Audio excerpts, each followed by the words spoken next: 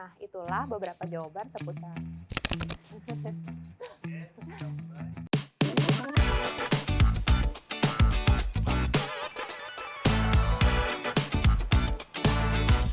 Hai Sobat Klik Dokter, aku Dokter Sarah.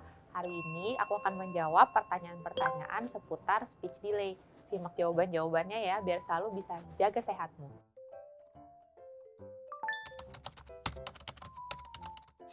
Nah, jadi speech delay atau keterlambatan bicara adalah suatu kondisi di mana anak nggak bisa berkata-kata atau berkomunikasi yang sesuai perkembangan anak pada umurnya.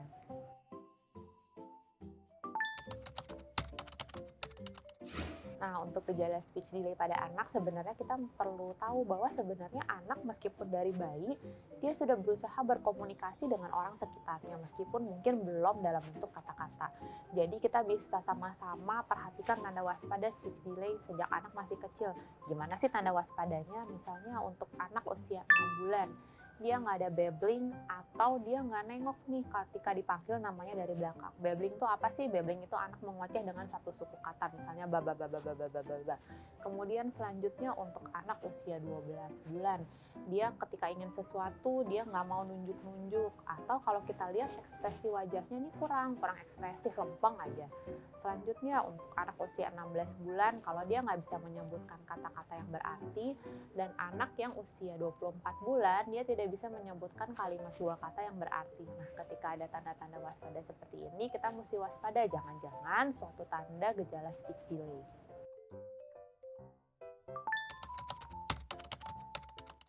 Oke, jadi yang menyebabkan speech delay ini sebenarnya banyak faktor. Misalnya anak dengan gangguan pendengaran, anak dengan gangguan pada otak, misalnya anak dengan retardasi mental, anak dengan autisme, atau anak yang ada gangguan nih di mulutnya, di organ mulut, sehingga dia untuk melafalkan kata-kata jadi susah.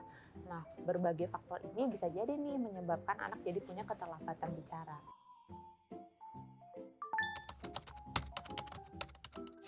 Nah, tadi kan kita sudah tahu bagaimana tanda-tanda waspada untuk speech delay. Ketika kita lihat anak kita punya tanda waspadanya, kita pastikan dulu benar nggak ini speech delay. Jadi kita bawa ke dokter anak untuk memastikan. Kadang-kadang untuk memastikan speech delay ini nggak bisa dari dokter anak aja, perlu pendekatan multidisiplin. Misalnya perlu juga kerjasama dengan dokter spesialis THT, psikolog, atau psikiater anak.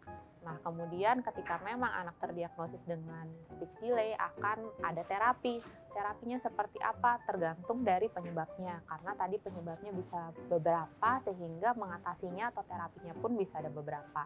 Kalau tadi diagnosanya multidisiplin, penanganannya pun bisa multidisiplin. Misalnya dengan dokter anak, dokter spesialis terkait lainnya, terapis bicara, dan juga satu yang paling penting adalah orang tua di rumah.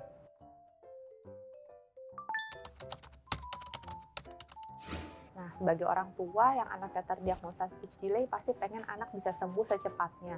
Berapa lama sebenarnya dia bisa sembuh, ini kita nggak bisa pastikan karena akan sangat individual tergantung kasus masing-masing. Misalnya, sebenarnya penyebabnya apa speech delay-nya, umur berapa anak terdiagnosa, sudah berapa lama speech delay ini tidak tertangani. Kalaupun sudah mulai tertangani, sudah mulai terapi, sudah berapa lama jalan terapinya, sudah seberapa rutin terapinya. Jadi hal-hal ini juga akan mempengaruhi kesembuhan anak dari keterlambatan bicara.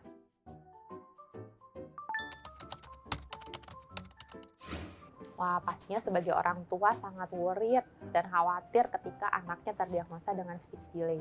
Nah, orang tua bisa banget membantu anak di rumah untuk membantu mengatasi keterlambatan bicaranya. Yang pertama dan yang paling penting adalah sering mengajak anak berbicara dan berkomunikasi. Kita usahakan pun komunikasinya dua arah, jadi timbal balik antara orang tua dan anak. Kemudian kita bentuk habit bagus seputar berbahasa atau berkata-kata, misalnya dengan sering membacakan buku atau bercerita kepada anak. Nah, saat kita berkomunikasi, membacakan buku, itu sebenarnya pun kita nggak usah targetin kata-kata yang susah-susah dulu. Kita pakai aja hal-hal simpel di kehidupan sehari-hari dan bisa dimasukkan dalam cara bermain dengan anak. Jadi misalnya anak diajak main ke playground, bisa dijelasin, oh ini ada luncuran, ini ada pohon, ini ada burung. Jadi anak pun gampang asosiasi antara benda dengan apa sebutannya, kata-katanya. Nah, itulah beberapa jawaban seputar speech delay pada anak. Jangan lupa untuk like dan komen video ini jika kamu suka videonya. Selain itu, untuk terus update konten-konten kesehatan terpercaya dari Klik Dokter, klik tombol subscribe-nya sekarang ya. Yuk jaga sehatmu bersama Klik Dokter. Klik Dokter.